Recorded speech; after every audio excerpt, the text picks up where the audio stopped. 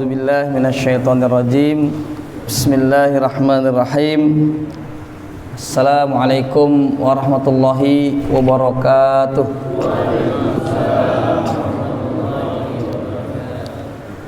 Innal hamdalillah nahmaduhu wa nasta'inuhu wa nastaghfiruh wa na'udzu billahi min shururi anfusina wa sayyiati a'malina ma yahdihillahu fala mudhillalah wa may yudlilhu fala hadiyalah. Asyhadu an la ilaha illallah wahdahu la syarikalah wa asyhadu anna wa nabiyyana Muhammadan abduhu wa rasuluh alladzi la nabiyya wa la rasula ba'dah. Asyhadu an la ilaha illallah wa asyhadu anna Muhammad rasulullah.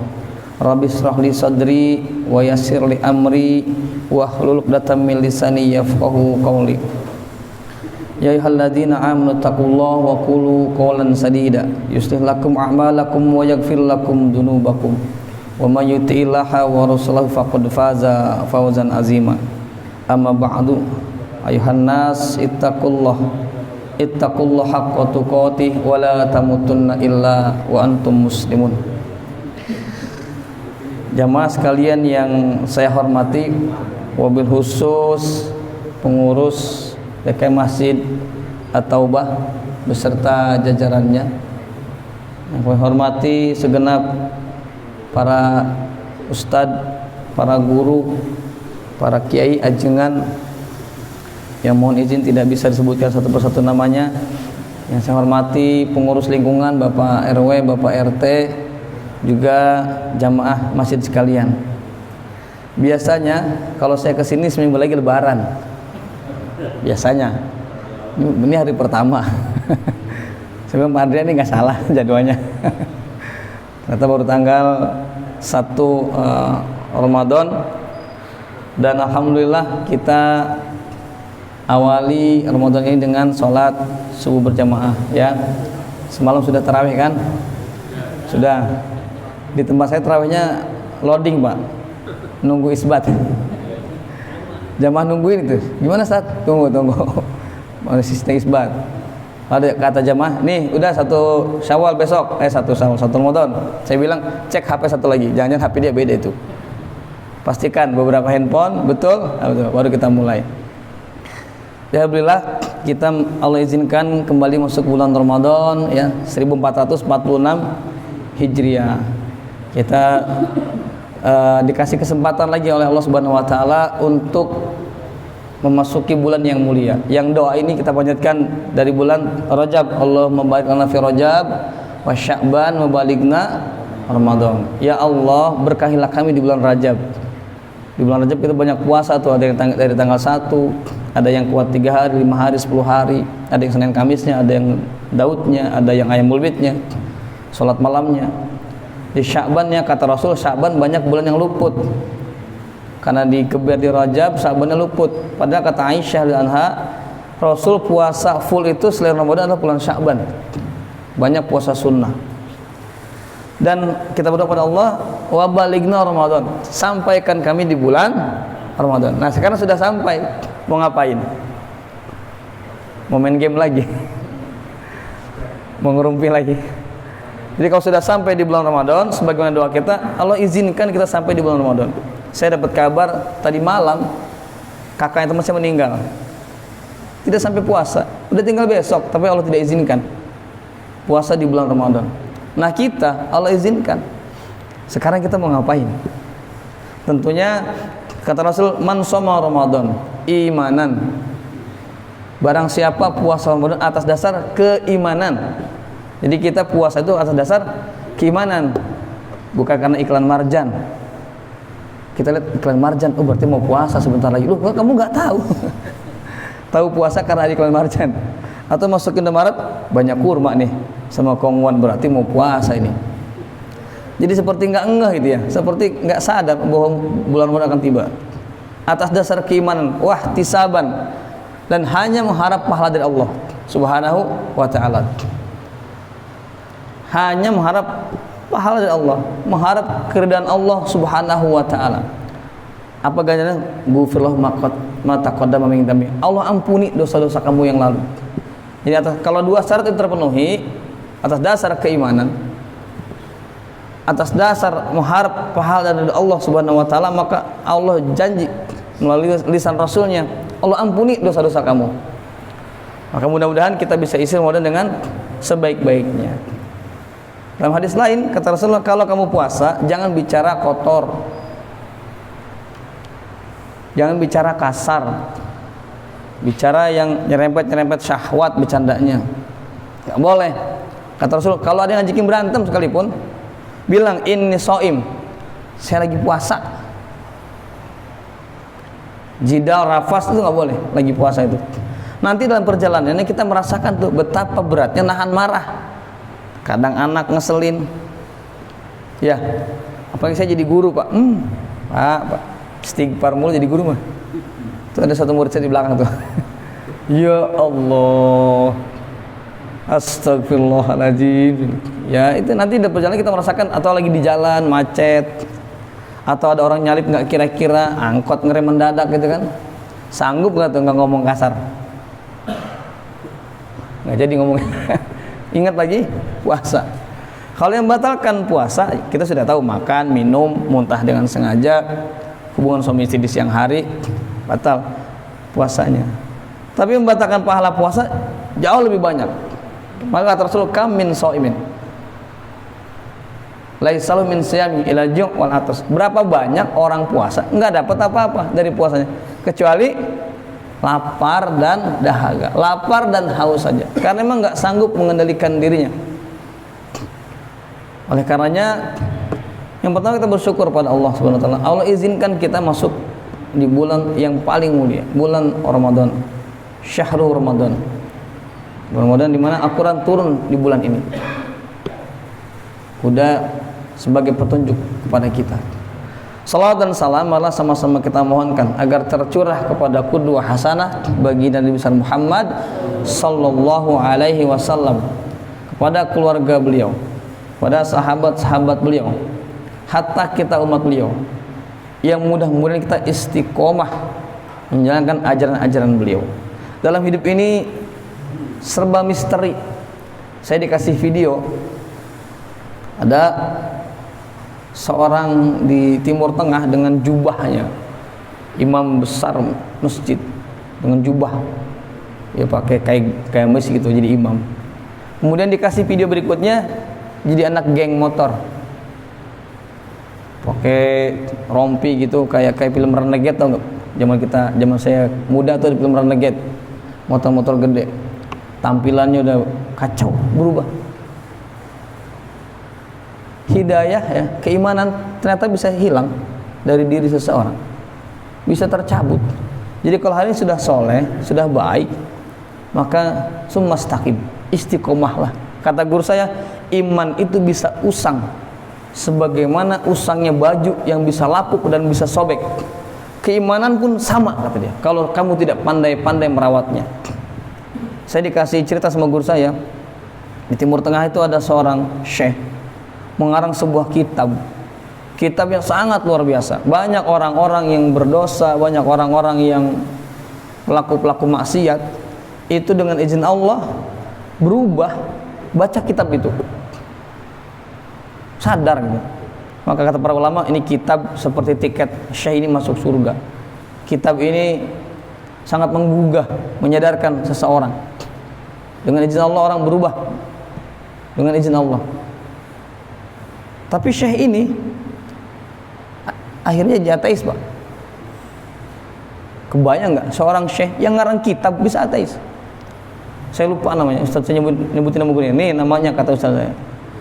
Lewat siapa dia tergoda? Lewat gadis pirang dari Libanon. Dia berangkat ke Libanon, ketemu perempuan yang sangat cantik jelita yang ingin ia nikahi. Kata perempuan itu, ya kalau mau nikah sama saya, ikut keyakinan saya. Perempuan, Pak, bisa luntur hafalan, Pak. Tuh, saya bilang tuh hafalan kemana itu? Hafalannya bikin kitab itu kan bukan perkara mudah. Ya, saya bikin soal aja puyeng. Soal pusing. Kalau bikin kitab, ternyata ada yang kayak begitu. Jadi yang karena sudah baik, maka istiqomahlah. Jangan biarkan iman itu usang. Di antara penyebabnya adalah teman. Kata Rasul, agamamu tergantung agama teman dekatmu. Kalau kamu berteman dengan orang yang rajin sholat, paling enggak diajaknya sholat, ya kan? Paling enggak diajaknya sholat. Udah ajan, paling enggak diajaknya sholat. Kalau dengan minyak wangi kata Rasul, paling enggak kamu kena wanginya. Kalau kamu berteman dengan pandai besi, kamu akan kebakar. Paling enggak bau apak tuh baju. Bau apak, ya kan? Bau asap. Berkawan dekat itu sangat penting itu. Yang kedua, perasaan nggak enakan. Anak-anak murid-murid saya itu banyak terjerumus karena nggak enakan. Saya bilang, kamu tahu nggak kenapa Abu Thalib nggak bersyahadat sampai wafatnya? Nggak enakan.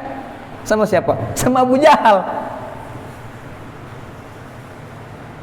Nggak enakan. Rasul ada, Abu Jahal juga ada. Kata Rasul, ya paman, ucapkan la ilaha illallah, aku akan bersaksi di hadapan Allah. Karena paman ini ngebela saya luar biasa. Usia 80 Abu Thalib itu sampai ikut diboikot, nggak dapat makan. Yang menjaga Rasulullah Abu Thalib. Ada orang datang, ya Abu Thalib, bagaimana kalau kita lakukan pertukaran? Apa yang ditukar? Ponakanmu. Kami pilihkan pemuda terbaik di Jazirah Arab ini, yang ganteng, yang baik kelakuannya, turunan baik-baik, pokoknya top markotop, bibit unggul. Ambil dia sebagai ponakanmu, serahkan Muhammad kepada kami. Kata Abu Thalib, oh, pertukaran yang tidak fair, pertukaran yang tidak ideal. Kau berikan anakmu kepadaku untuk aku asuh, aku berikan makan, aku jaga. Dan kau ambil ponakanku untuk kau bunuh, kata Abu Thalib. Enggak, pertukaran yang tidak adil. Berkali-kali orang ingin mengganggu Rasul, nggak bisa. Abu Thalib itu pimpinan di Mekah, nggak bisa Rasul dicolek. Rasul itu dicolek-colek sama orang ketika Abu Thalib sudah wafat, nggak ada yang ditakutin lagi. Kata Rasul, ya ucapkan la ilaha illallah Muhammad Rasulullah. Kata Abu Jahal, ya masa iya itu tinggalin, masa begitu, nggak enak atuh. Jadi Rasul ada, Abu Jahal ada, sampai wafatnya tidak syahadat. Maka kata guru saya, siapa ente katanya? Siapa kita? Kita bukan pembela Rasul yang utama, tapi Allah izinkan kita syahadat. Anak Nabi Nuh itu tidak beriman. Kita bukan anak Nabi, anak pejabat bukan, anak ketua DKM juga bukan, tapi Allah izinkan kita bersyahadat, beriman kepada Allah dan Rasulnya. Lalu apakah ini akan disia-siakan? Ini nggak enakannya Abu Thalib akhirnya sampai wafatnya tidak syahadat. Kata Rasul, Abu Thalib disiksa di neraka hanya sebatas mata kaki. Ada yang bilang, kata murid saya, enak pak, enak apaan di neraka, sembarangan. Dalam hadis kata Rasul, siksa di neraka itu ada kerikil neraka, diletakkanlah di telapak kaki penghuni neraka, merambat panasnya, mendidih otaknya. Dia merasa inilah siksaan terberat, inilah siksaan terberat. Bagaimana tidak berat? Panas di kaki, merembet, terus kepalanya mendidih. Gimana nggak berat pak? Kata Rasul, itulah siksaan paling ringan di neraka. Lalu coba-coba kita tidak sholat, mau nyobain kerikil neraka? Nggak mungkin kan? Maka sebagai umat Rasulullah SAW, semoga kita istiqomah dalam kebaikan.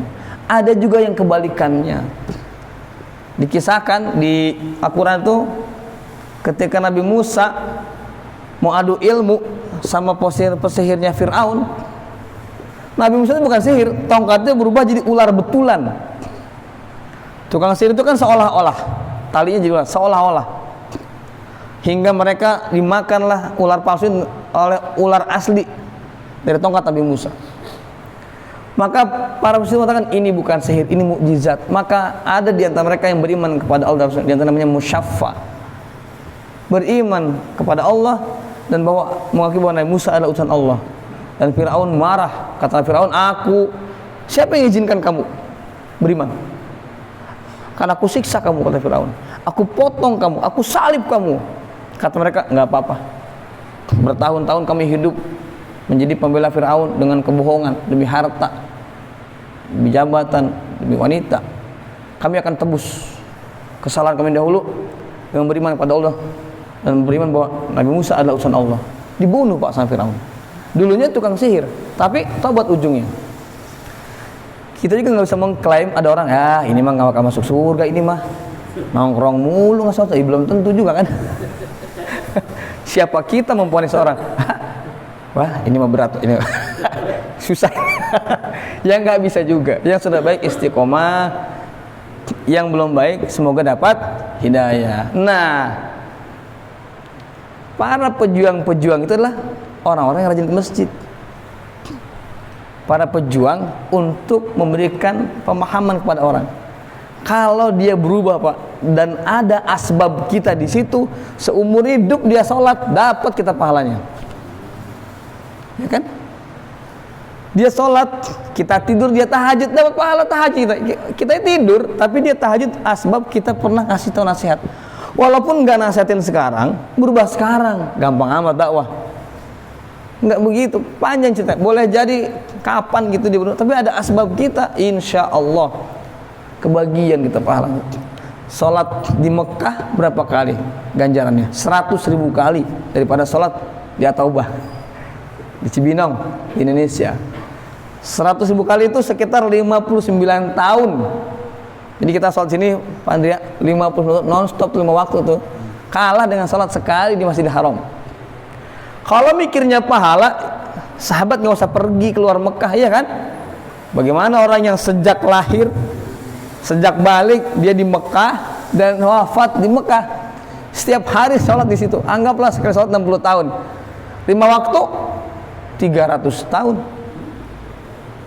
30 ya, 30. Sehari 30 tahun. Seminggu 210. Sebulan. Tapi apa kata Rasul? Bertebaranlah ke seluruh penjuru bumi, sebarkan Islam. Sampai Islam sampai ke Citayam, ke Cibinong. Nah, orang-orang yang menjadi asbab orang-orang masuk Islam, beriman kepada Allah, mereka umroh, mereka haji, asbab awalnya dapat pahalanya. Itu betapa Rasulullah SAW mendapatkan kiriman pahala seluruh umat di muka bumi yang beragama Islam. Dahsyat kan? Nah, kita juga bisa. Maka istiqomah dalam kebaikan, dan ketika kita berjumpa orang-orang yang mungkin masih belum ajak gitu, sampaikan dengan lembut, dengan pelan. Dan sekali lagi, itu tidak mudah. Para nabi pun sama. Bapak kebayang nggak? Nabi Nuh dakwah 950 tahun, anaknya nggak beriman. Apa kata orang? Anak lu aja urusin, boleh ajak-ajak gitu kan? Iya kan? Anak lu aja urusin, ngapain gue ajak-ajak? Itu secara psikologis kebayang nggak sakitnya? Atau Nabi Lut, paling kata orang, bini ente aja urusin, kita diajak-ajak. Kan istri Nabi Lut juga tidak beriman kan? Bahkan pendukung kaum LGBT. Atau orang bisa bilang ke Rasul, paman ente aja nggak beriman, ngajakin gua lagi. Atau Nabi Ibrahim, kata orang, bapak lu aja bilangin, bikin kerjaan bapak lu kan bikin Tuhan, Azar, bikin patung-patung kan? Mungkin ini juga dialami oleh para pendakwah. Ada dai, mungkin orang nyenggol, anak ente no, kasih tahu. Bukan berarti kalau anaknya belum pada track yang benar dia nggak boleh berdakwah, tetap boleh Pak. Terus beriringan, anak kasih tahu, orang kasih tahu, terus seperti itu. Itulah kehidupan. Nah, saya dikasih tema hari ini, berapa kali lagi Ramadan yang bisa kita apa? Jawaban saya, ya jangan tanya saya. Saya juga nggak tahu. Berapa kalinya nggak tahu. Tetapi kesempatan untuk mengisi Ramadan sebagainya ada pilihan kita. Di surat Al-Hasyr al-Firman, ya ayyuhalladzina amanu hal adulukum ala tijarah tundikum min adabin alim. Wahai orang-orang yang beriman, kata Allah, maukah kamu aku tunjukkan, kata Allah, satu bisnis, satu perniagaan, jual beli.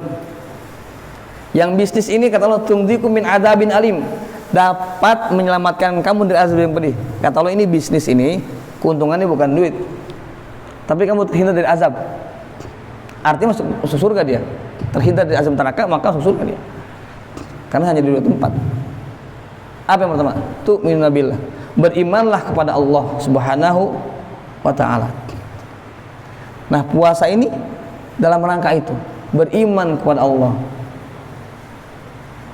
Bisa aja buka diem-diem gak ketahuan. Anak-anak bilang sekarang namanya mokel. Apa mokel? Diem-diem Pak, buka Pak. Saya bilang Allah janjikan surga, kamu tukar dengan cuman aqua gelas doang. Hah? Kamu tukar dengan rokok sebatang, itu surga. Ditukar dengan sepiring nasi dan lauk, surga gitu. Ditukar dengan itu. Kalau imannya bagus nggak mungkin. Maka berimanlah engkau kepada Allah, wa rasuli, dan rasulnya. Dan kita hidupkan sunnah-sunnah Rasulullah Sallallahu Alaihi Wasallam. Sunnah Rasul itu banyak. Saya paling gregetan kalau ada orang malam Jumat sunnah Rasul. Saya bilang jangan ledek ente. Masa ke arah situ melulu. Tahajud sunnah Rasul, menjaga wudhu sunnah Rasul, senyum sunnah Rasul, sholat berjamaah sunnah Rasul, isi pengajian sunnah Rasul, menepati janji sunnah Rasul, tepat bayar hutang sunnah Rasul, bantu orang yang kesusahan juga sunnah Rasul, puasa sunnah Rasul, nikah lagi maunya itu doang. Saya bilang banyak sunnah Rasul itu. Jangan diserempetin ke situ melulu, saya bilang. Banyak sunnah Rasul itu. Dia sholat berjamaah. Rasul semua hidupnya sholat berjamaah.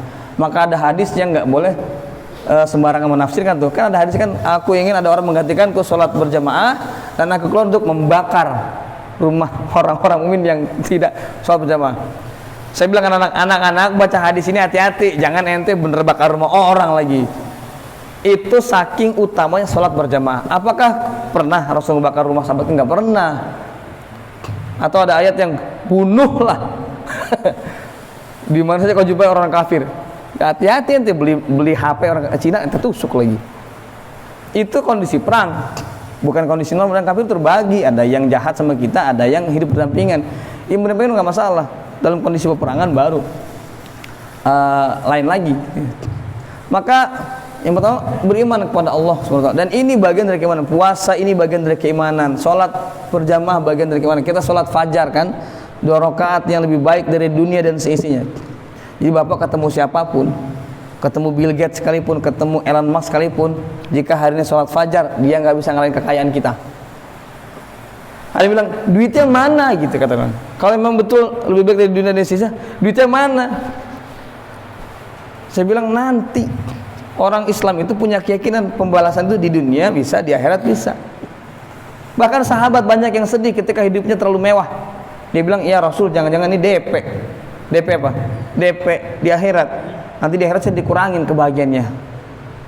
Jadi ada sahabat yang khawatir kalau makannya banyak mewah gitu, kemudian dia merasa sedih, jangan-jangan ini kebaikan yang disegerakan di dunia, lalu di akhirat dapat apa? Jadi kita punya keyakinan, karena ini hadis Rasulullah SAW, in huwa illa wahyu yuha, pasti benar bahwa 2 rakaat fajar lebih baik dari dunia dan seisinya. Mau nggak nuker kaki dengan uang 2 miliar? Mau nggak? Kaki kita diambil sebelah, kita kasih mau nggak? Nggak mau Pak. Berapa mahal kesehatan itu? Boleh jadi dengan sholat fajar itu Allah berikan kita kesehatan, Allah hindarkan kita dari musibah, iya kan? Jadi banyak hal, dan insya Allah pahala di akhirat jauh lebih besar daripada yang kita kira. Kemudian waktu jahidina fi sabilillah, berjuanglah engkau di jalan Allah, bi amwal wal anfus, dengan hartamu dan jiwamu. Saya karpet merah ingat di masjid saya nih, karpetnya merah begini. Jadi katanya jamaah, ini karpet udah mulai tipis. Bagaimana kalau kita ganti? Ya udah hitung tuh. Yang lokal sekitar 20 jutaan lah. Yang Turki 30-an. Saya bilang bawa sampelnya. Saya rebahan gitu. Wah, enakan yang Turki saya bilang. 16 mil tebal kan. Kata orang, "Ustaz, kita lelang aja ya. Nanti uangnya kayaknya sanggupnya yang lokal deh." Ya udah. Tugas kita pengurus hanya ngajak orang untuk bersedekah. Semoga semangat. Kita lelang Pak, kita hitung 3 hari terkumpul 30 jutaan. 3 hari. Ternyata banyak warga yang menunggu-nunggu kapan masjid buka lelang. Wah, saya bilang mantep nih, 3 hari selesai. Sampai kita ditutup, stop, uangnya udah kelebihan, stop. Itu kalau mereka infak lagi, saya bilang buat apa tuh? Buat ini aja, buat yang lain jangan, akadnya buat karpet jangan, habisin buat karpet aja. Karpet beli Pak. Jadi kalau pengurus DKM mau, tipsnya buka lelang Pak. Dibuka lelangnya, disampaikan, dan tentu kita sebagai pengurus masjid punya track recordnya. Bagaimana jamaah percaya itu kan track record kita. Kalau hati kan nggak bisa dibayar. Selama ini rekodnya bagaimana ngelola masjid. Dan diantara strategi yang kami pakai adalah kami punya jamaah yang anak-anak nongkrong, bapak-bapak tobat namanya, suka nongkrong dan sekarang jadi aktivis masjid lah. Kita bilang porsinya nggak mungkin imam kan. Bilal bisa nggak Bilal bisa. Yang lain saya nggak bisa. Kalau Bilal saya takut salah, saya bilang Bilal salah juga nggak dosa. Bilal mau bacanya tiap masjid aja beda-beda. Lagi pula nyontek, enggak. Maunya apa? Mau nggak ngamanin bocah yang nggak berisik? Saya mau dah askar, askar sana. Jadi askar sana ya. Kalau bocah berisik, bilangin. Tapi jangan dipukul, ntar kena undang-undang perlindungan anak. Porsinya apa? Bagi porsi. Punya temen kan? Mau nggak dapat pahala besar? Ajak temennya infak ke masjid. Mereka dapat, ada yang 5 juta. Saya punya adik, punya material. Adikmu bilangin, ada lelang karpet. Saya punya bos properti, bilangin bosnya. Jadi dari cabang-cabang itulah, ternyata orang-orang nongkrong gitu lah emang linknya luas. Banyak temennya gitu, linknya banyak gitu. Dan mereka sangat senang ketika dianggap menjadi bagian penting dari masjid. Sesuai porsinya. Imam nggak mungkin ya, Bilal nggak mungkin, askar mungkin. Apalagi saya ini dah, saya bagian itu tuh apa namanya, masang tenda. Tenda pasang tenda. Ada yang beli gorengan, ada macam-macam. Saya bilang pokoknya semua penting buat masjid. Namanya amal jama'i, sebagaimana bangunan ini kokoh, ada kawat di dalam tembok ini yang ngikat behel-behel. Dia emang nggak kelihatan, tapi dia bagian dari masjid. Iya kan? Nggak kelihatan tuh kawat yang kecil kita putar-putar tuh, nggak kelihatan kan? Ada behel-behel, kemudian ada pasir semen dalam, nggak kelihatan. Yang kelihatan kan pilar-pilar. Tapi tetap bagian dari masjid. Dan ingat, orang masuk surga itu rombongan. Kata Rasul, nanti suatu saat akan penuh itu pintu surga itu yang jaraknya Mekah mana kalau salah 1200 km, panjang banget Pak. Lebar ini kata Rasul, nanti akan penuh berbondong-bondong. Selama satu barisan kita akan masuk surga bareng-bareng. Nggak pedulilah mau paling depan, mau di tengah, mau di belakang. Yang penting rombongan orang-orang beriman yang masuk surga Allah Subhanahu wa taala. Maka berjuanglah, wa tujahiduna fi sabilillah, di jalan Allah, bi amwal wal anfus. Ada kemarin saya kebanjiran masjid Pak. Setelah pasang karpet banjir Pak. Akhirnya masuk dalam masjid. Warga begadang sampai jam 2. Karpetnya digulung, diangkat ke kursi-kursi. Sungai meluap. Waduh. Astagfirullahaladzim. Besok paginya kita bersihin masjid. Saya bilang nanti malam kalau jadi tarawih ini harus siap. Apalagi ini hari Jumat, harus selesai jam 11. Buat orang Jumatan, masa bau banget gitu. Lagi bersihin, ada orang, Ustaz maaf ya, tahun ini saya nggak ikut lelang list karpet. Oh ya nggak apa-apa, saya bilang. Ya nggak apa-apa, masing-masing mampuan. Sudah seminggu ini saya odol aja nggak punya, kata dia, sabun aja nggak punya. Kata dia. Ya Allah, kenapa? Kenapa Pak? Kan saya udah di PHK. Kata dia. Masa pensiun. Anak saya tarik dari pondok, sudah kelas 12, sudah kelas 3, nangis-nangis saya tarik. Saya nggak ada uang 10 juta buat daftar ulang. Kata dia. Sekarang ya doain Ustaz ya. Wah, doa mah nggak jadi kenyang lah, tak kasih duit aja lah. Jadi kalau kita nyeramahin orang lagi lapar mah jangan Pak, kasih duit dulu baru ceramahin. Orang lagi lapar ceramahin, pingsan dia. Dari pagi sampai sore di masjid bersihin karpet dalam keadaan lapar, tidak punya untuk nanti malam sahur. Terus kita ceramahin gitu, ya nggak masuk. Dah, nggak banyak tapi nggak banyak ya. Dan orang saya bilang, ya udah kalau nggak ada uang kan bisa pakai tenaga kan, bersihin masjidnya, disapu, dipel. Jadi setiap orang bisa berperan. Wa tujahidun fi amwal wal anfus. Ada orang harta punya, waktunya sibuk. Adik kelas saya di SMA 2, namanya Haji Mulyana. Bapaknya pemilik perusahaan, meninggal, dia pewarisnya. Pokoknya kalau kerja bakti saya bilang, J, apa? Dia manggil, apa kakanda Ustaz? Karena adik kelas kan. Ji, hitung Ji, berapa yang kerja bakti? Terus, nasi padang. Nasi padang, siap. Nasi padang. Dia bilang, ya saya waktu nggak bisa banyak. Karena kadang ke Jepang, kadang mana kan perusahaan panel listrik di dekat pasar Cibinong. Hitung Ji, 20. Ya udah, beli nasi padang sana. Siap, beli nasi padangnya. Kemudian bendahara masjid bilang, kita punya pengeluaran sebulan 9 juta, pemasukan 9 juta, pas kata dia. Bisa nggak untuk keropak dan yatim jangan dari kas? Saya bilang bisa, insya Allah bisa. Caranya buka list lelang lagi Pak, diumumkan di masjid.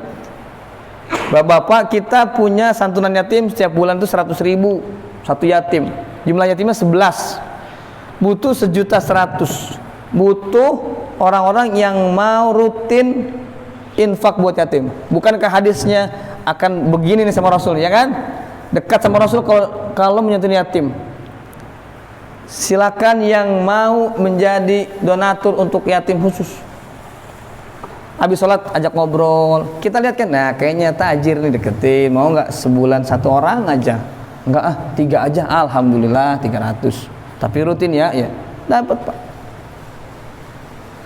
Kemudian ada yang kata bendahara itu token sebulan 1 juta. Oke. Bikin list lelang lagi. Temuin lagi orang-orang, mau nggak jadi? Oh saya nggak bisa, maaf, nggak apa-apa. Ada yang dapat, ya nggak. Terkumpul 1 juta. Lalu saya nggak punya duit gimana? Caranya ente ingetin tuh yang sudah janji tadi tuh. Tiap bulan ingetin, bikin grupnya, ingetin. Sekarang sudah 1 Maret, sudah saatnya yang komitmen untuk jadi donatur yatim, setorkan ke rekening masjid.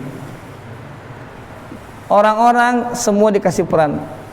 Dan kita yang memberikan jalan-jalan itu, para pengurus masjid yang punya ide-ide itu, insya Allah kebagian pahalanya. Orang yang sedekah dapat pahala, insya Allah. Kita yang memberikan ide, gagasan, mungkin kita juga ikut patungan yang ngurusnya, dapat. Jangan pernah merasa paling lelah berjuang di jalan Allah ini. Paling lelah, insya Allah paling besar pahalanya. Nanti setan ngegoda agar kita merasa paling capek, paling repot. Yang tarawih bareng-bareng, kenapa gue capek sendiri? Nyapu, bersihin karpet, ini kotor, nggak ada yang peduli. Kerjanya betul, ngegerendeng yang salah. Kerjanya betul, sedang vakum gitu, apa namanya, kabang-kabang ya, ala-ala bersihin. Sambil bersihin, jamaah nggak ada yang peduli, godo. Kerjanya betul Pak, ngegerendeng yang salah. Dan itu godaan setan agar pahalanya nggak sempurna buat kita. Saya karena saya pengurus masjid, sama kadang di mana jamaah sih, udah mau ntar salat tarawih, ini begini, itu ya saya pelakunya maksudnya. WC sampai hijau gini kagak ada yang enggak apa, pakai bareng-bareng ya itulah godaan setan. Karena saya astagfirullah. Jadi jangan kira para pengisi materi penceramah itu tidak melanggar yang dia ucapkan. Justru ini kekhawatiran kami, ngomong doang. Ngelakuinnya ya susah juga sama. Sabarlah, sabar. Kata saya kan di mimbar. Di rumah saya marah-marah juga sama anak saya. Sabar itu kan gampang ngomongnya. Gampang ngucapinnya. Pelaksanaannya astagfirullahaladzim. Astagfirullahaladzim. Ya itulah perjuangan hidup. Kata Allah, dzalikum khairul lakum. Itu lebih baik bagi kamu, In kuntum ta'lamun, jika kamu mengetahui. Jadi berapa lama lagi Ramadan yang kita dapatkan, itu rahasia Allah. Tugas kita adalah maksimalkan Ramadan yang Allah izinkan kita hidup di Ramadan tahun ini.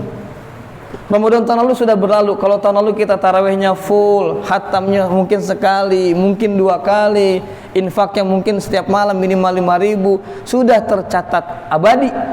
Nanti akan kita terima catatan amal itu, mudah-mudahan dari tangan kanan, karena kalau dari tangan kiri babak belur kita. Sudah tercatat abadi. Kalau tahun lalu nggak maksimal juga sudah tercatat abadi, tinggal tanggung jawab. Nah hari ini kesempatan Allah kasih lagi, mau dimaksimalkan atau tidak, pilihan ada pada diri kita masing-masing. Kita mau datang awal taraweh atau tarah nunggu qomat, pilihan kita. Kita mau habis taraweh wirid, zikir, tadarus, atau ngobrol, pilihan kita. Atau kita sebentar lihat HP dulu sampai 2 jam, pilihan kita. Atau kita milih pulang nonton TV, pilihan kita. Pada masing-masing. Kata Allah, dzalikum khairul lakum. Kalau kamu berjuang di jalan Allah dengan hartamu dan jiwamu, bukan berjuang dengan jiwa. Kita habis taraweh, enaknya kan leyeh-leyeh kan? Enaknya itu. Milih tadarus itu perjuangan jiwa kan? Maka kata Allah, dzalikum khairul lakum, itu lebih baik bagi kamu. In kuntum ta'lamun, jika kamu mengetahui. Apa balasannya? Yaghfir lakum dzunubakum. Allah akan ampuni dosa-dosamu. Wa yudkhilukum jannah. Allah masukkan kamu ke dalam surga. Tajri min tahtiha anhar, yang mengalir di bawah sungai-sungai. Wa masakinat thayyibah. Allah akan masukkan kamu ke tempat yang baik. Fi jannati adn, surga adn. Jadi perjuangan kita Allah tidak akan sia-siakan. Kadang saya menghadapi anak-anak usia remaja SMA, Pak, saya nggak nyontek, enggak, tapi nilai saya kalah sama yang nyontek. Rankingnya bagusan dia, tapi dia nyontek, Pak. Terus saya kalah terus. Di sekolah itu kan ada eligible namanya kan. Ini Pandu masuk nih. Urutan keberapa dia? Pertama, kedua. Urutan kedua. Terbaik. Berarti di sini ada siswa terbaik Kabupaten Bogor, Pak. Urutan nomor 2. Yang pertama Nazira ya. Itu yang SMB itu kan dulu waktu zaman kita namanya PMDK. Lalu undangan. Itu dan nilai rapot. Kata dia, rapot saya kalah, Pak. Dia nyontek, saya enggak. Saya bilang kamu yakin enggak bahwa Allah tahu perbuatan kamu? Yakin. Ya udah selesai. Toh ini baru SMA, belum kuliah. Kalau sudah kuliah belum kerja, memangnya kalau yang ranking 1 nanti gaji lebih gede? Pasti enggak? Enggak. Kamu ingat kisah Nabi Yusuf? Nabi Yusuf itu enggak ujuk-ujuk jadi bendahara negeri Mesir, enggak ujuk-ujuk jadi orang dekat raja. Dia anak yang baik, lalu tidak disukai oleh saudara-saudaranya, dibuang ke sumur. Mau bayangin anak kecil di sumur, gelapnya, laparnya, takutnya, gimana perasaannya. Dan berapa lama dia di sumur, diangkat sama orang, dijual ke pasar budak. Anak kecil dijual, suruh kerja ini, kerja itu. Meranjak remaja jadi pembantu di rumah kiftir, digoda sama majikan perempuannya. Majikan perempuannya melihat Nabi Yusuf jatuh cinta. Nabi Yusuf nggak mau. Akhirnya dia fitnah, wah kamu nih mempercayai kalau saya yang ketahuan bersalah, hancur nama baik saya. Padahal sudah dibuktikan. Coba cek bajunya sobek mana. Sobek depan Yusuf salah, sobek belakang Yusuf benar. Sobek mana? Belakang, artinya Yusuf lari dikejar kan? Tapi daripada nama baik saya sebagai pejabat rusak, kamu sebagai pembantu yang bersalah. Dan dipenjaralah Nabi Yusuf. Dipenjara bertahun-tahun. Ada orang nanya, kamu kayaknya orang baik-baik dah. Coba bisa nggak takwilkan mimpi saya? Saya mimpi meres anggur. Ini satu lagi mimpi ada roti di kepala dimakan burung. Kata Nabi Yusuf, yang meres anggur akan divonis bebas. Nanti bikin minuman buat raja. Yang ada roti di kepala, kamu akan divonis bersalah, kamu akan disalib, kepalamu akan makan burung. Betul Kata Yusuf, sampaikan kepada raja, aku tidak bersalah. Lupa. Di Al-Quran disebutkan sampai Yusuf dipenjara lagi beberapa tahun, gara-gara lupa. Dipenjara beberapa tahun, sampai raja mimpi 7 sapi kurus memakan 7 sapi gemuk. Baru dia ingat, oh iya, ada orang soleh di penjara. Hingga akhirnya Yusuf jadi bendahara negeri Mesir. Akan ada akumulasi kebaikan yang kamu akan terima jika kamu istiqomah dalam kebaikan, insya Allah. Akumulasi kebaikan akan kamu dapatkan itu. Allah tahu orang baik dan tidak akan disia-siakan orang baik itu. Tidak akan pernah disia-siakan. Diuji dulu benar baiknya nih, seberapa istiqomah, seberapa kuat, seberapa istiqomah, seberapa kuat. Dan kita memiliki kisah masing-masing kan. Jangan merasa hidup saya paling berat. Enggak, yang lain juga berat, cuma nggak ngomong. Yang lain juga berat, sama cuma diem aja dia. Ngomong juga nggak ada solusinya dari temennya. Diem aja lah, ditelan aja lah gitu kan. Yang lain juga berat, mungkin dengan ekonominya, mungkin dengan iparnya, mungkin dengan mertuanya, mungkin dengan pekerjaannya, mungkin dengan pimpinannya, mungkin dengan tetangganya. Kalau nyetel musik, kira-kira ada pusing dah. Macam-macam kan, kita memiliki problem yang berbeda. Dan kata Allah, alladzi khalaqal mauta wal haya liyabluwakum ayyukum ahsanu, akan diuji kamu dengan berbagai masalah untuk diketahui siapa yang paling baik amalnya. Yang ngomong paling baik belum tentu, Pak. Belum tentu, Pak. Apakah saya paling sabar? Belum tentu. Ngomong doang sih bisa. Apakah saya paling rajin tahajudnya? Belum tentu. Di sini bapak-bapak yang lebih rajin tahajudnya, lebih rajin sedekahnya. Apa saya paling baik terhadap istri atau lembut? Belum tentu. Bisa jadi saya cemberut dulu, masak begini, sahur kok gitu, bisa jadi gitu. Maka masing-masing kita dengan hal yang kita hadapi yang tidak sama, kata Allah, akan diuji siapa yang paling baik ahsanu amala, amal perbuatannya. Dan fama ya'mal mithqala dzarratin khairan yarah. Kalau kebaikan itu kau kerjakan walaupun kecil, kamu akan dapat balasannya.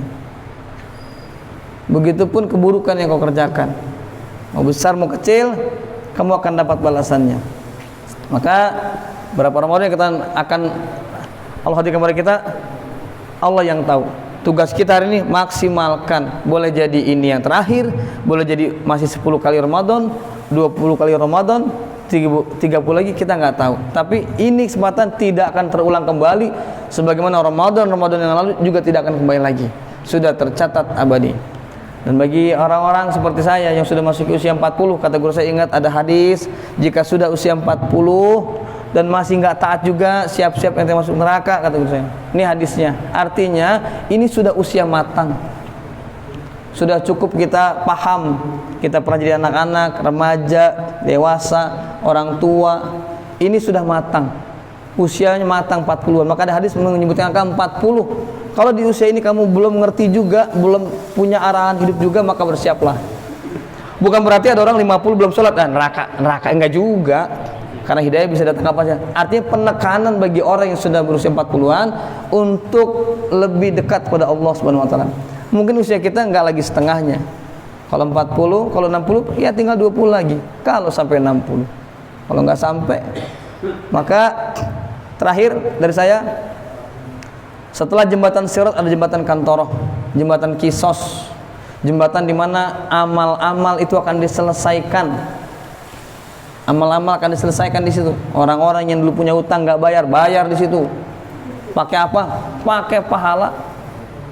Orang-orang yang pernah mencemari nama baik, memfitnah, nggak selesai, ingin minta maaf, nama orang hancur, nggak selesai di dunia, diselesaikan di situ. Dengan apa? Diambil pahalanya. Kata Rasul, ada orang muflis, bangkrut, pahalanya banyak. Ya dia sholat, dia puasa, dia zakat, mungkin dia haji dan umroh, tapi sesama hablum minannasnya jelek. Habis, kata Rasul, habis. Yang nuntut banyak sampai pahalanya habis. Pahalanya habis, yang nuntut masih banyak. Maka yang nuntut punya dosa dipindahin ke dia. Dan dia tidak bisa lagi kembali ke dunia untuk beramal lagi. Maka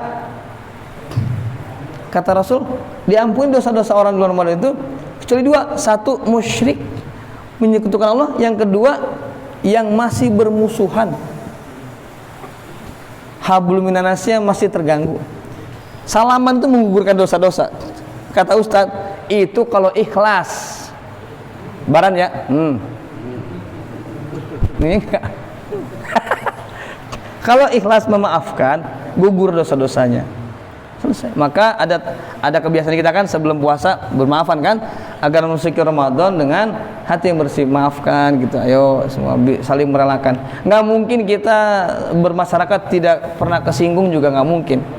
Ya kan?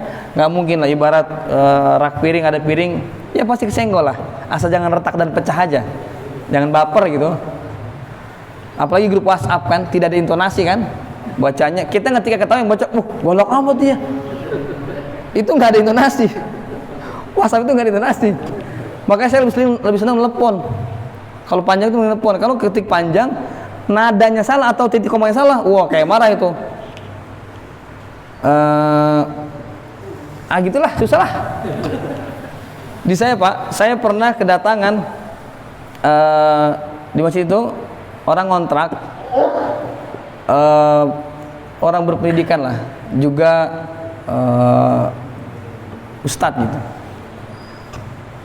Dia itu gara-gara WA Pak, akhirnya dia keluar, pindah kontrak sekarang. Dia komen tenda masjid baiknya tidak dipakai sembarangan sama warga. Nggak itu jangan dipakai gitulah, harus jelas gitu. Warga marah kan. Saya bilang ini hati-hati nih, intonasinya salah ini. Jangan-jangan dia bacanya mungkin ngetiknya sopan santun gitu, baik, kita ngeresponnya akhirnya di grup WhatsApp saut-sautan. Kalau orang baru tuh lihat dulu keadaan yang gitulah, panjang lebar kan. Namanya grup itu kan kita nggak bisa ngendaliin mulut orang kan. Warga baru tuh harusnya lihat dulu keadaan, jangan sok tahu. Berantem kan. Maksud karena di kompleks saya tenda itu warga bebas pakai. Mau nyewa, mau nggak nyewa, mau kasih infak bebas pakai aja, asal dibalikin.